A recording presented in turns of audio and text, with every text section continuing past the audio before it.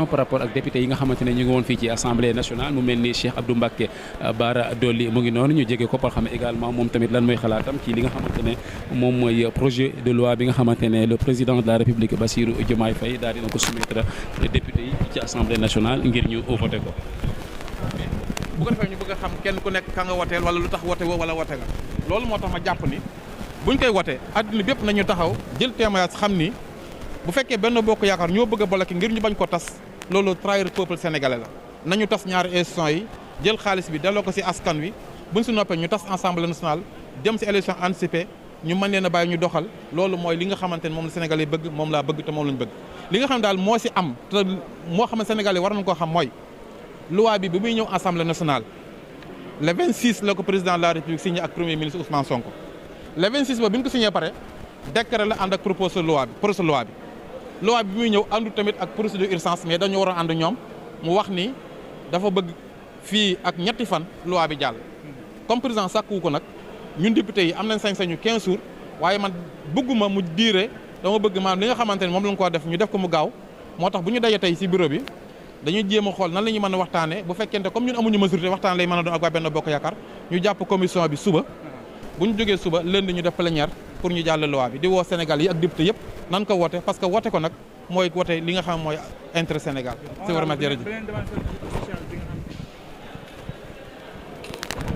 Voilà donc mu nekkoon l'honorable député Cheikh Abdou Mbacké Bara Dolly. Voilà. En tant que député du peuple nekkal fi askan wi proposition boobu suba laa koy déposé incha allah ci assemblée nationale bu neexee yàlla pour ñu indiwaat peine de mort parce que ni ñuy rey askan wi bari nañ te teguñu ko ci yoon teguñu ko ci dëgg te yàlla moo ñu gën a ëpp yërmaan ci ñun ñu bind. comme que yàlla nee na ku rey dañ laa war a rey nañu indiwaat peine de mort ci Sénégal ku rey ñu rey la bu ko defee bu waa rey bi dana wàññi ko parce que nag reyeen bi tegul fenn ndawal na lu ko gën a waral mooy ñàkk xam-xam ñàkk formation ñàkk liggéey nit bu amul liggéey amul moyen dana rey nit pour jël alalam loolu nag état responsable ci moom pour mën a fexe ba ndaw ñu am ay liggéey amul xëy ba pare ñu former leen jàngaloo leen. jëkkoon nga déposé un projet de loi ci ñeel mbirum criminalisation de l'homosexualité fu mu toll.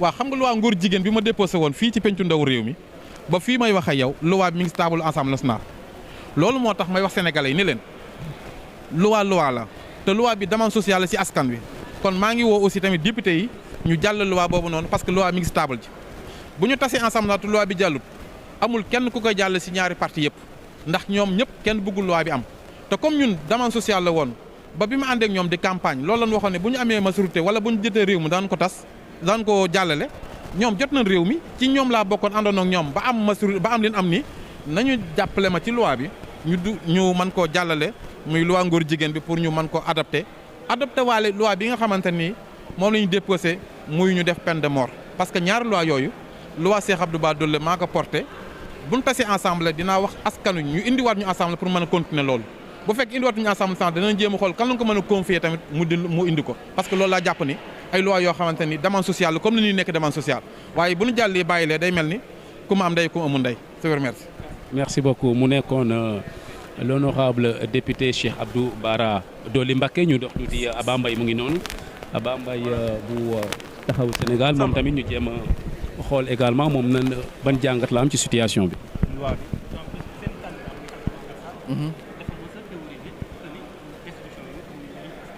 non xam nga au conseil c'est une directive communautaire moo tax ci assises yi ñu leen woon on va faire une chambre des collectivités territoriales CNRI reprendre ko comme une directive loolu moo tax nguur gi bi mu ñëwee def le haut conseil des collectivités locales tey d'accord naa nga ni ma lan mooy njëriñu haut conseil bu fekkee ça fait 2 ans mairie ñuy grève mu ñu liggéey loolu d'accord naa nga wax moo ko mën nga moo dégg ça veut dire que des institutions on les améliore on les efficace ñun bi ñuy waxtaanee suñu ay naatangoo ñun amoon nañ 3 hauts conseillers premier mandat mais nga ànd bokk coalition ñu ne lii dañ ko war dindi nga leen lii de bàyyi leen ko fi parce que lii am na njëriñ mais teewul ñun ñoo perte ay hauts conseillers ñun suñu demoon dañuy amaat hauts conseil mais on a accepté la dynamique globale moo tax tey buñ ko indee ce serait incohérent comme ni ko ñu ne dañuy voter contre mais li may naqaru mooy le fait que nga ñëw ne dindi leen ko te xam ne nga koy remplacer est-ce que li ngay indi moo gën li fi nekkoon je pense que aujourd'hui moo taxoon DPG bi am solo on ne réclame pas une DPG parce que on veut Ousmane Sonko ici parce qu'on va l'attaquer non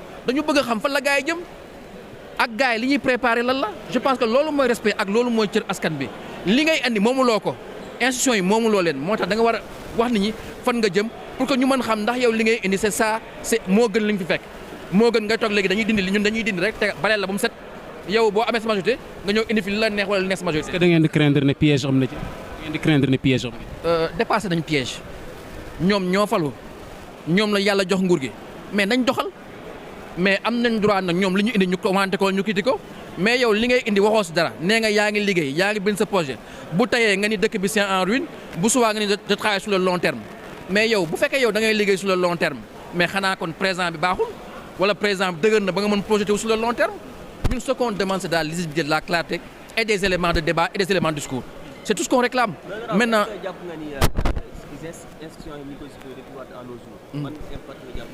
moom laa lay wax ni c'est la preuve que le Sénégal n'est pas une grande démocratie.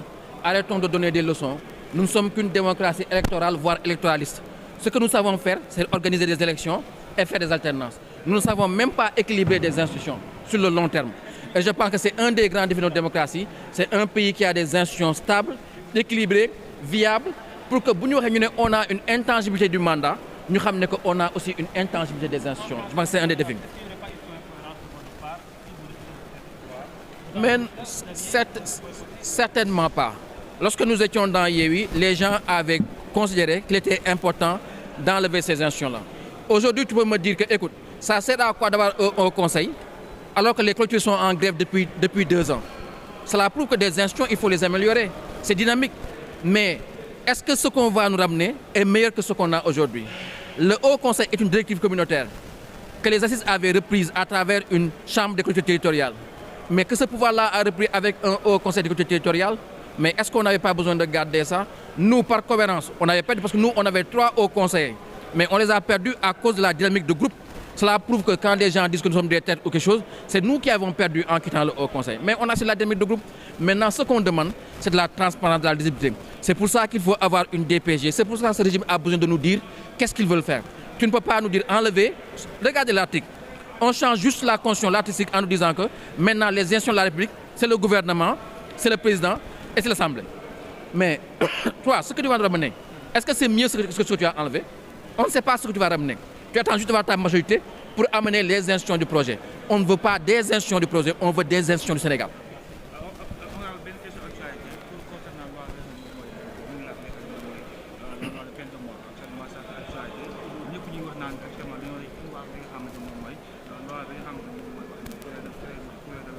Il faut arrêter de gérer les événements du pays avec de l'émotion. Il faut arrêter de faire divériser les débats publics. Quand il y a eu les événements de mars 2021 là, Macky Sall a suréquipé la gendarmerie. Il est sorti pour dire aux gens, l'idée doit amati. Mais Amanna, quand le général Fall est sorti pour dire que notre offre de sécurité est compromise, les gens n'ont pas voulu entendre. Mais quand vous avez une population qui est largement supérieure à l'offre de sécurité, les ratios ne sont pas bons. Ça veut dire que la dissuasion ne marche pas. Mais aujourd'hui, est-ce qu'aujourd'hui, il ne serait pas temps de discuter de notre sécurité, de l'État, de la police et de la sécurité de proximité? Mais c'est important. Mais avec quels moyens aussi? Qu'est-ce qu'on est prêt à investir dans la police? Donc quand on nous parle de rationalisation, d'économie des institutions, mais aujourd'hui, on veut savoir c'est quoi les arbitrages. Et ce sera un des débats importants du prochain marathon budgétaire, si bien sûr on est là. C'est pour ça qu'il faut absolument éviter de faire voter le budget à travers des ordonnances ou des normes ou des décrets. Il faut faire un marathon budgétaire, que les gens puissent demander des budgets. Et en toute transparence, vous, la presse, vous aurez les crédits qu'on a attribués à la sécurité de l'État et à la sécurité de proximité pour avoir un débat de fond, pas un débat fait divériser.